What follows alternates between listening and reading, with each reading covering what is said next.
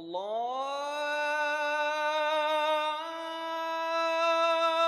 Akbar, Allahu Akbar, Allahu Akbar, Allahu Akbar. It is well known that the most famous Islamic monument of the world, the Taj Mahal, is in India.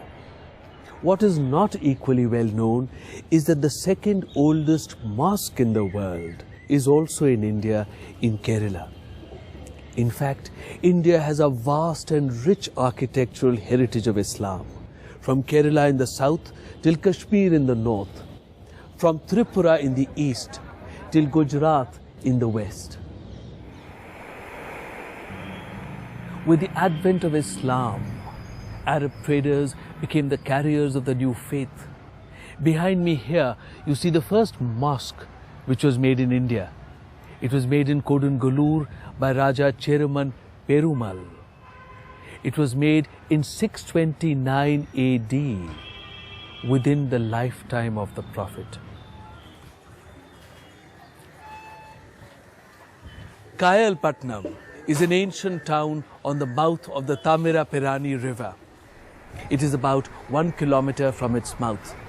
The Kodalkarai Mosque was built here by Arab traders as early as Hijri 12 or 633 AD.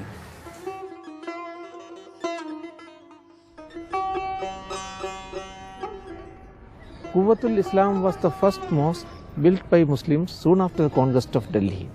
This mosque was built in 1193, and here every inch of the Maksura is beautifully carved. There are a number of Quranic verses also very beautifully written on this one, as if it has been written on wax. Some of the medieval writers have used this word, that it is so beautifully done that it appears that it has been done on wax. On stones it was not possible. The most impressive monument in the Qutub complex is the Qutub Minar itself. It was made in the early 13th century by Qutubuddin Aibak, Sultan of Delhi. It is one of the world's tallest minarets and is 72.5 meters high.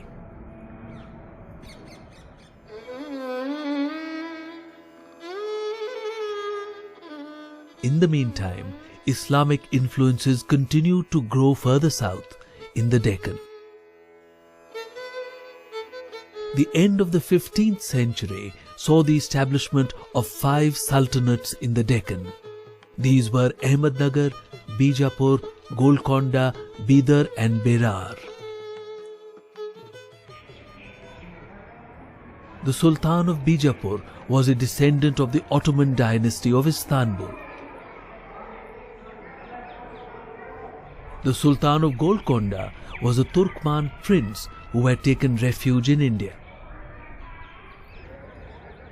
The sultans were followers of the Shia sect of Islam and were close allies of the Safavid rulers of Iran. In India, the Deccan became the greatest center of Arabic learning and literature.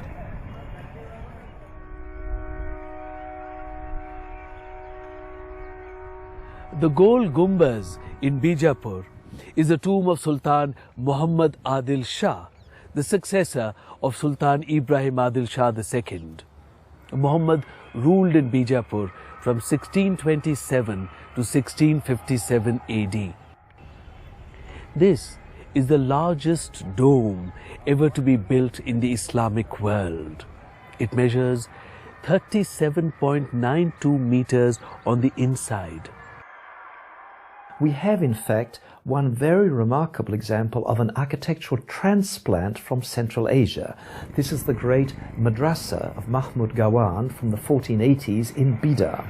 Now, if you would take a photograph of this and put a label and saying madrasa in Uzbekistan or part of eastern Iran, it will be very hard to tell the difference.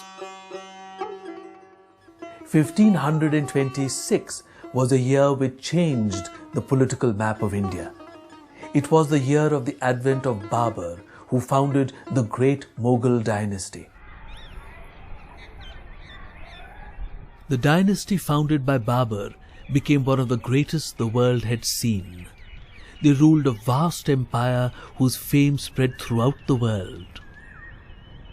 Humayun's tomb, which might be considered the first great imperial masterpiece of the new dynasty, sponsored by the 20-year-old Akbar in memory of his father, is very much related to the previous architecture of Delhi.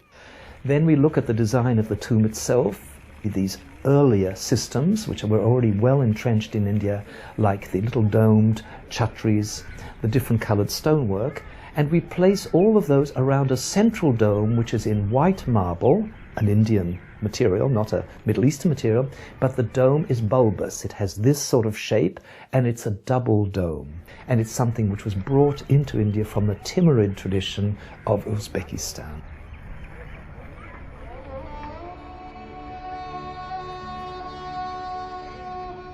Agra was the imperial capital of Akbar in the mid-16th century.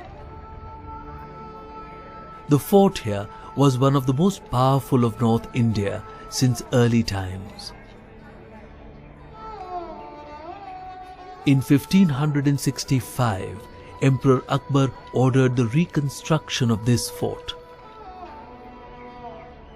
The fort has palaces of Emperor Akbar, Jahangir and Shah Jahan. The most prominent amongst all the structures are the white marble buildings of Shah Jahan.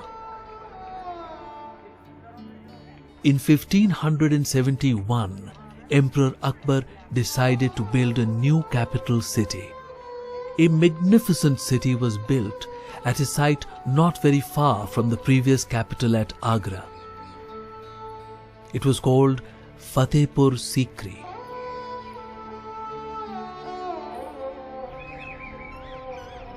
Fatehpur Sikri is one of the best ordered and symmetrically laid out cities of the entire medieval world. The world's best known tomb stands testimony to a timeless love story. The Taj Mahal was built in 1648 by the Mughal Emperor Shah Jahan in memory of his beloved wife Arjumand Banu Begum, known to the world as Mumtaz Mahal. The construction of the Taj Mahal was a stupendous engineering feat. It is built of marble and finely inlaid with semi-precious stones. 20,000 workers and master craftsmen labored for 17 years to erect this magnificent edifice. In the mid-17th century, the Mughal Emperor Shah Jahan built a new imperial capital at Delhi. He made his palace inside the great Red Fort, which he built on the banks of the Yamuna River.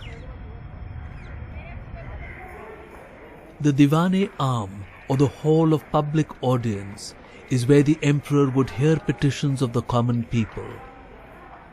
The Diwan-e Khas is the hall of private audience. These structures are among the glories of the Red Fort.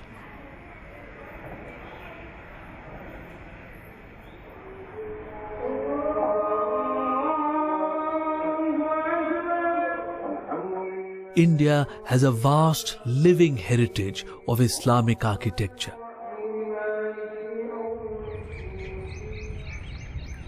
These monuments are a great treasure of India's culture, and many of them are recognized as World Heritage Monuments. We see in these the confluence of local talent with inspirations from Iran, Arabia and Central Asia. These mosques, tombs, madrassas, palaces and fortresses are a beautiful and unique treasure of the heritage of Islamic architecture.